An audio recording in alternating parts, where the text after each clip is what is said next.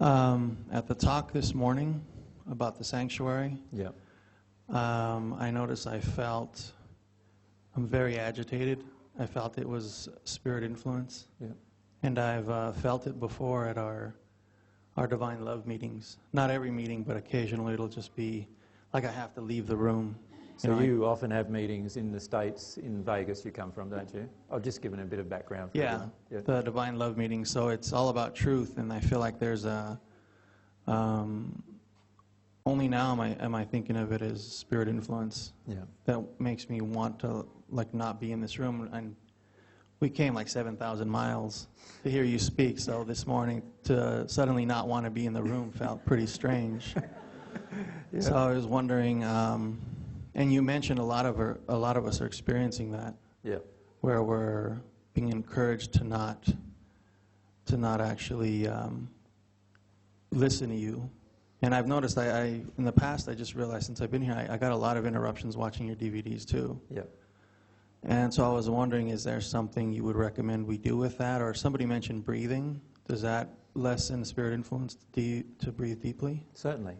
And there's a lot of practical things you can do, but there's also obviously a lot of emotional things you can do. You wanted to say? Oh, you go. Yeah. I want to hear what Mary has to say. Now that's your emotional injury, Enrique. I shouldn't answer. Just being encouraging. There's a couple of things going on there, and I'll address Mary's one in a minute. But anyway, because you did want to say something. A lot of times in a conversation, by the way, everyone will look at one person for, like you have a conversation around a table or something, and all of a sudden there's a silence and everyone's looking at one person. And then all of a sudden, the discomfort of that breaks and away you go again, right? Well, actually what's happening there a lot is that person has actually got an intention, but they're not exercising it for an emotional reason, which Mary was just doing, actually. My apologies. I was just going to say to Enrique, okay. And it's my own unworthiness thinking that you would say it better. Exactly. That lots of practical things you can do, but there's a group of emotions within you that is really resistive to feeling some of your causals. And if you can look at that really seriously, and we talked about that before, instead of trying to skip down to your causals all the time, look at what your resistance is to actually opening up emotionally, because that's what spirits are hooking into for you. Mm. Yeah. So it's resistance in me that they're hooking onto. Mm-hmm. Yep, and it's not like you want to be on the divine love path and you feel really certain about that, but it's actually the resistance you have to feeling some of your sad emotions. Mm. I also noticed recently that an emotion is that I don't feel like I love myself enough to be on the divine love path. Mm-hmm. So I know that's probably an emotion they're hooking into. Mm-hmm. Yeah, well, you see a lot of times, you're dead right, that's the exact emotion, but there are another group of emotions related to abuse as a child as well that they're also hooking into, and avoidance of those particular emotions of sadness. But if you can allow yourself to see, all right, just because when we talk about avoidance and denial, we're not saying that you don't want to be on the divine love path. Does that make sense? Many of you have a deep desire of being on the divine love path. We understand that. But at any particular one time, we also have a group of emotions that we don't want to experience. Because the truth is that if we didn't have a group of emotions we didn't want to experience, we'd already be experiencing them. Right? So we've got to be honest with ourselves and say, all right, this particular emotion is in me and I don't want to have it. I don't want to even know what it is or experience it. And it's very powerful for you to actually say that. I remember one time when Mary said that to me, we were down the tent and she's yelling, I don't want to feel this and I've got the right to not feel this, and the next moment she was feeling it. Do you know what I mean? That's often the case because we're acknowledging the truth of our choice, that we have the free will to make a choice. You have a free will to make the choice. You want to be on the divine love path, but many times you're telling yourself, I have to deal with this now because I'm on the divine love path.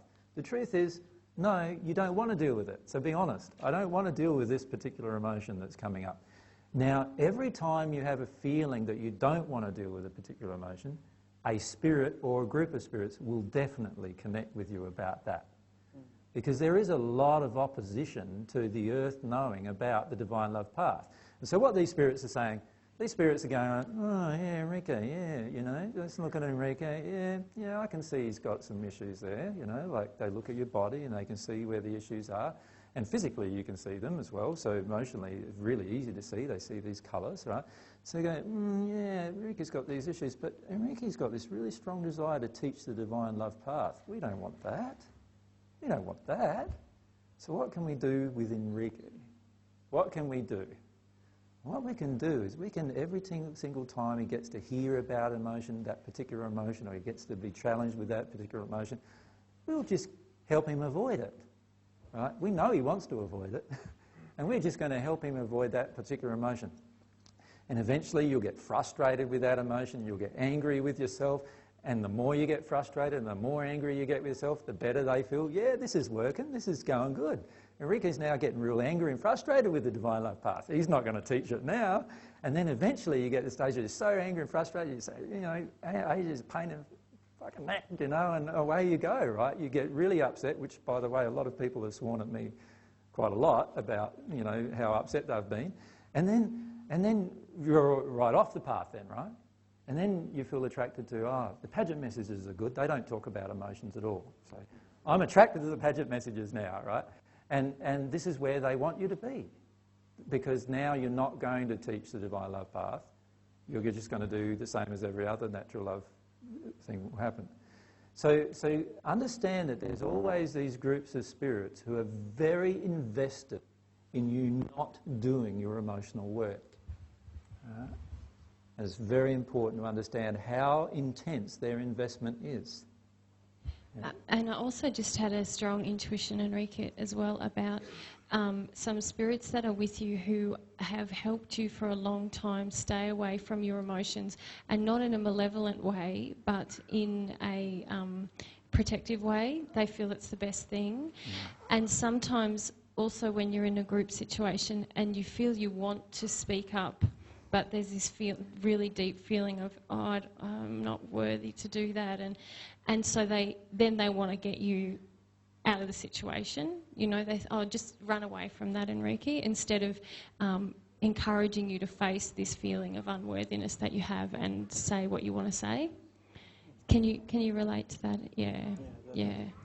Also, I asked you yesterday, I wanted to see what AJ thought. The biggest roadblock I've had in the last few months has been self-hatred. And then I asked Mary, and she asked, well, when does it occur? And it stops me from feeling emotions. So I felt like I need to deal with that on the table. But she said it's self-deception. Does spirit influence have a role in any of that? Or so can I just skip the self-hatred and continue trying to feel the emotion? You can certainly skip the self-hatred because it's a self-deception emotion. But every self-deception emotion we create for a reason. And the reason is to avoid the underlying emotion. So in other words, it's better for you feel at the moment that it's better for you to feel self-hatred than it is to feel the grief of what's happened to you. Does that make sense? Now, I think Mary's already said this. Less painful. Yeah, it's a lot less painful to actually feel what you create as the deception emotion than it is to actually feel the causal emotion inside of you. And you need to acknowledge that within yourself, as Mary's pointed out to you. But may I ask you a question? Why do you ask me a question that Mary's already answered? Well, when I went home and thought about it, I agreed with her, and I thought, great, I don't have to do self-hatred. But then I thought more about it and thought, well, there are times when self-hatred isn't only related to not feeling emotions, like I told her. There are times when I feel like it keeps me from like pursuing music and divine love teaching, the things I'm passionate about. I felt it was there also. So Totally, I agree. But let's look at the emotion of self-hatred. Hatred of any type, including hatred of self, covers over rage, and that covers over anger, and that covers over fear, and that covers over grief. Right? Now, can you see, while I stay in hatred of self, I'm at my furthest point from dealing with this grief. Can you see that? So while I'm staying with hatred of self, I am actually avoiding totally the grief These are, remember, every one of these is a layer of denial. And hatred, like resentment and other types of emotions, is the most intense layer of denial that we have within ourselves most of the time. And then, of course, this is emotional, by the way. Then we can all go intellectual, and then there's a whole set of layers we can deal with above there. But we're talking about the emotional layers. So while I'm in this hatred mode, it actually stops me, purposefully stops me, from accessing my grief. So I need to get into rage next and then go down that list? No, you don't need to get into rage next, or into anger next, or into fear next. You need to get into your grief. Okay. Now, the only time you need to experience the others is if these were a part of the childhood suppression. And in your case, because of some of the abusive things that happened to you, they are. So you will need to step through some of these. But the biggest healer is going to always be the grief. And these are just layers on top of our grief because we don't want to feel our grief. So every time I feel upset or frustrated or angry with myself, I just say to myself, I just don't want to feel how bad or hopeless I am. I don't want to feel my grief about what I've become. I don't want to feel my grief about what I look like now, or what I feel like now, or what my body feels like now, or whatever the issue is inside of myself. I just don't want to feel the grief about it. Now, while you don't want to feel the grief about it, spirits can hook into any one of these. So they can hook into your fear, they can hook into your anger, they can hook into your rage, they can hook into your hatred. And so, yes, you can be heavily influenced in that regard with all of those different emotions. That makes sense?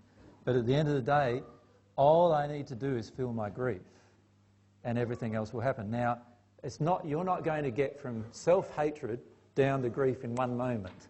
So you can't expect that to occur, because there'll be layers of blockages to why you created the hatred. Remember, every one of these layers is created by a blockage to the previous layer. So you could say there's the layer of grief, and then there's a blockage, and then there's the fear because of that blockage, and then there's another blockage, and then there's the anger because of that blockage, and then there's another blockage, and then there's the rage that comes from that blockage, and then there's another blockage to your rage, and then there's the hatred that comes from that blockage. Does that make sense? You can see why Mary said focus on dealing with the blockages. Because if you deal with the blockages, the underlying emotion will become present, and you'll be able to feel it every single time. So the truth is, you can deal with any one of these blockages, and you don't have to necessarily deal with them in order, but your soul does know the appropriate order to undo the blockages. So we were talking about this with Josh last night. Who's Josh?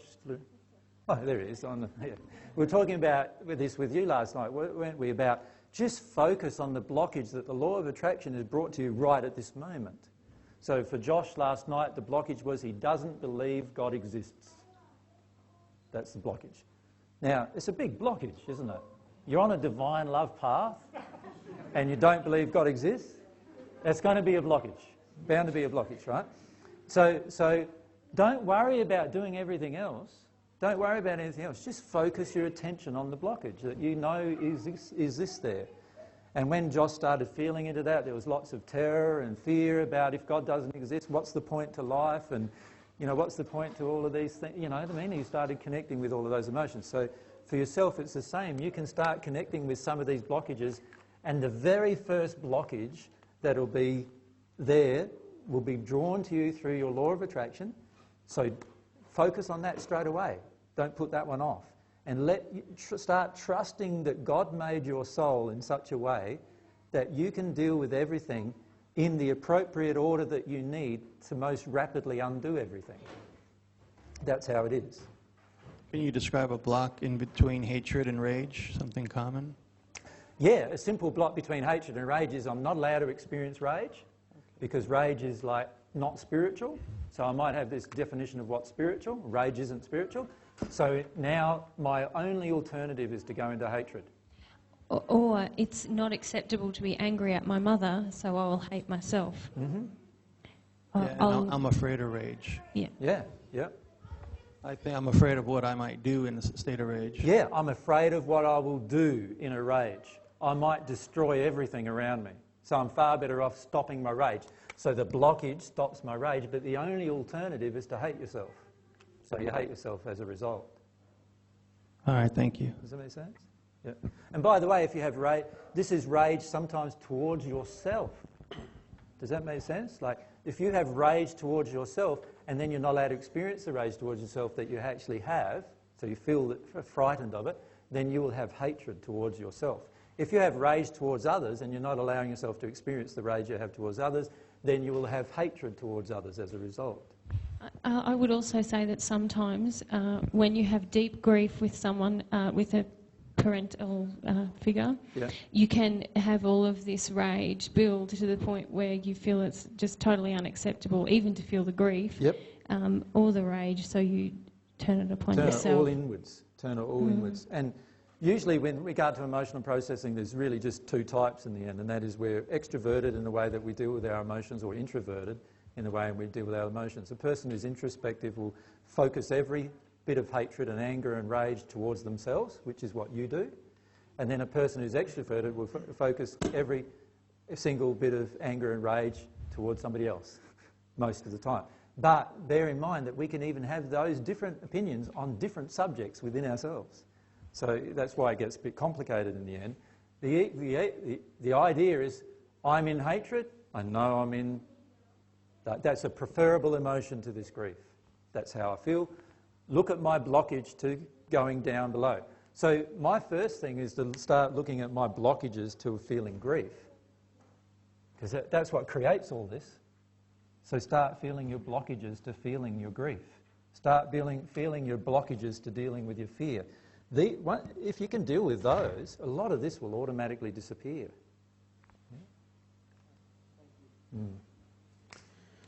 I had a question about the spirits that are digging into Enrique. Yep.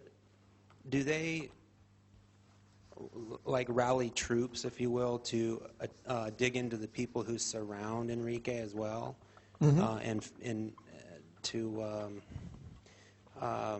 kind of feed his emotional injuries and things like that? Because I think I'm noticing this, in his family and then the other people around him, and including myself from time to time. All of a sudden, these things will just, like, everyone will just start acting differently, and so that it would be true then. Yes. To answer the question. Yes. Okay. If I have an emotion in me of wanting to avoid something, then and other people can hook into that emotion, then spirits around will cause anything they can affect. They will cause to hook into that emotion so that there's more pressure on me to not deal with it. Many of you have experienced this, right? You start following about the divine love path, you start reading all this wonderful stuff about universal truth and everything. It's really, really interesting stuff, right? God's laws, don't you think? Right? So you start getting really interested. This is fascinating. This is fascinating. And you start telling people, see, what happens now? Tell mum and dad, or you tell brother or sister, or you tell... And nobody wants you to do it. Why is that? What's going on there? It's because they're now hooking into some of the emotions, right? Their own denial, what they don't want you to look at, and all that. And all you're doing is reading some books about truth. That's all you're doing at that stage, and often you're already getting projections of, don't you do that, this is very dangerous, you're in a cult now, you're going to be misled now, and all this, and you're just fascinated with the truth. That's all you feel.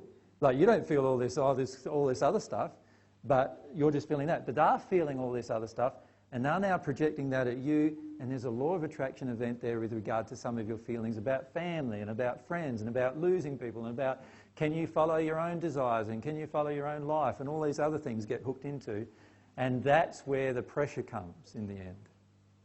That's happened to many of you, hasn't it? So that's where the pressure comes in the end. And what are we learning in the end? We're learning we're allowed to be ourselves no matter what anybody else thinks, says, or does about it. Now, isn't that a wonderful thing? You're choosing to actually learn about yourself so much that you'll have complete freedom. There'll be God, you, eventually your soulmate when you attract them into your life, and you'll have complete freedom. You'll have complete freedom to do everything that's harmonious with love in the process. And you won't say, oh, I think I need to go and see AJ about this particular problem or whatever, because you won't feel the need even to talk to me again. It'll be wonderful, won't it? Like, well, for many of you, you feel like it would be wonderful. You never want to hear from me again, let alone talk to me. But anyway, allow yourselves to actually start to develop your relationship with God first. That's what this is about. It's about your relationship with God first, not about your relationship with me. It's about your relationship with God. So focus on your relationship with God, and when you focus on your relationship with God, you know you're going to have to face these emotions in you. There's emotions in you blocking your relationship with God. You know you're going to have to face them. Face them. Choose to face them. When you choose to face them, everything will progress from that point in time where you work through everything you need to work through in facing those emotions. Just stop back there. Oh, sorry. Can I go behind you, Alex? Sorry about that. Do you think that might be your own unworthiness emotion, thinking that none of us will want to hear from you again? Certainly it is. Certainly it is. Yep. If you listen very carefully to my presentations, you will see all of my unworthiness emotions all the time.